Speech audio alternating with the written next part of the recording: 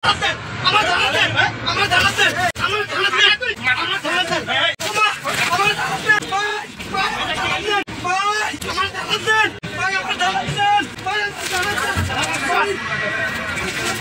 কি এটা ব্যাপারটা কি ভাই?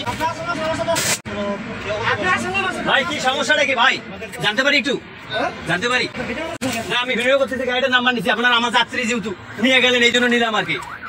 আনুমানিক সন্ধ্যা 7টার দিকে আমি ঢাকার উদ্দেশ্যে রওনা দিই, বিকজ আমার কাছে কিছু ফরেন কারেন্সি ছিল, ওগুলো আমি চেঞ্জ করে আমাদের কুমিল্লাতে নিয়ে আসবো। আমাদের গাড়িকে একটা হাইক্স গাড়ি মানে সামনে এসে দাঁড়াইলো, ওখান থেকে 4-5 জন র্যাবের মানে ভুয়া র্যাবের কোটি পরে পোশাকধারী, হাতে গান ছিল, হ্যান্ডকাপ ছিল, ওগুলো নিয়ে আসছে। আইসা আমার গাড়িতে আসলো, আমি আমার কাজিন পাশাপাশি সিটে জায়গা পাই নাই, ও একটা সিটে বসছিল, আমি একটা সিটে বসছিলাম। ও এসে আমাকে জিজ্ঞাসা করলো যে তোর সাথে যে আরেকজন ছিল ও কোথায় আছে? তখন আমি বললাম যে আমি জানি না। প্যাসেঞ্জার বলতেছে এখানে বসছে। পরে আমাদেরকে দুজনকে টানা হেঁচড়া করে নিয়ে যেতেছে। নিয়ে যাওয়ার পরে আমি বললাম যে আপনাদের কার্ড দেখান, আমার অপরাধ কি? আমি বিদেশ থেকে আসছি, আমার সাথে পাসপোর্ট আছে, আমার সাথে টাকা আছে। তখন আমি বুঝতে পারলাম যে ওরা র্যাব না, ওরা ডাকাত। কারণ আমার তো র্যাবের সাথে কোনো সম্পর্কই নেই, পুলিশের সাথে কোনো সম্পর্কই নেই, কারণ আমি বাইরে থাকি, আমি দেশে আসছি। তো আমার তো এগুলো সম্পর্ক থাকার কথাই নেই। তখন আমি চিৎকার করে বলতেছিলাম যে ওরা ডাকাত, ওরা ডাকাত, ওরা ডাকাত, আমাকে বাঁচান, আমাকে বাঁচান, আমাকে বাঁচান। প্যাসেঞ্জার যারা ছিল ওরা উঠা দাঁড়াইছে, 2-1 উঠা বলতেছে আপনারা এভাবে নিয়ে যাচ্ছেন কেন? আপনাদের আইডেন্টি কার্ড দেখান বা আপনাদের আইডেন্টিফাই করার জন্য ওদেরকে কার্ড দেখানোর জন্য বলতেছিল, কিন্তু ওরা এগুলো দেখাতেছিল। পরে এক পর্যায়ে ওরা আমার পায়ে গুলি মারে,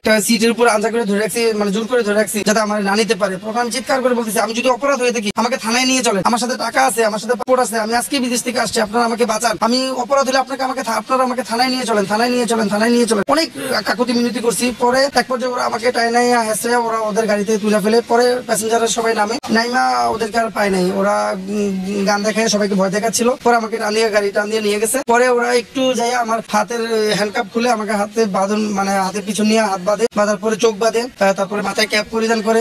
পরে 3-4 ঘন্টা পরে কোথায় নিচে কি আসবে সেটা আমি জানি না, কোনো গাড়ি ঘোড়া শব্দ ছিল না। পরে আমাদেরকে লাথি দিয়ে ফালে ওরা চলে গেছে আমাদের দুজনকে। পরে আমাদের মানে তো তখন সেন্স কাজ করতেছিল না যে আসলে কি হইতেছিল এই ঘটনাটা। পরে আমার কাজিন আমাকে হাত দিয়ে কামড়ে আমার মুখ থেকে ও আমার হাতগুলো খুলে দেয়, চোখের বাঁধনগুলো খুলে দেয়। পরে 3-4 মিনিট রেস্ট করার পরে আমরা দেখি যে একজন ঘাস কেটে দিক দিয়ে যাইতেছে। পরে আমি বললাম যে ভাই আমাকে একটু ফোনটা দেন, আমি একটু বাড়িতে ফোন দেবো। ওনার সাথে ফোন ছিল না, আরেকটা লোক উনি ডাইকে আনছে, কারণ আমার পা দিয়ে প্রচন্ড ব্লিডিং হচ্ছিল। পরে একটা পর্যায়ে যে হাতগুলা যে বাঁধন খুলছে না, ওগুলো দিয়ে আমি পাগুলা বাঁধি বা আমার পাটাকে রক্তটাকে বন্ধ করার জন্য একটু চেষ্টা করি। পরে একটা লোক থেকে আমি একটা ফোন নিয়ে আমি আমার ওয়াইফকে ফোন দিয়ে বলি যে আমার সাথে এরকম ঘটনা করছে, তুমি একটু কষ্ট করে এশিয়া লাইন কাউন্টারে যাও, যে ওইখানে দেখছি যে বাসে যারা প্যাসেঞ্জার ছিল বা বাসের ড্রাইভার উনি দেখছি ভিডিও করছে।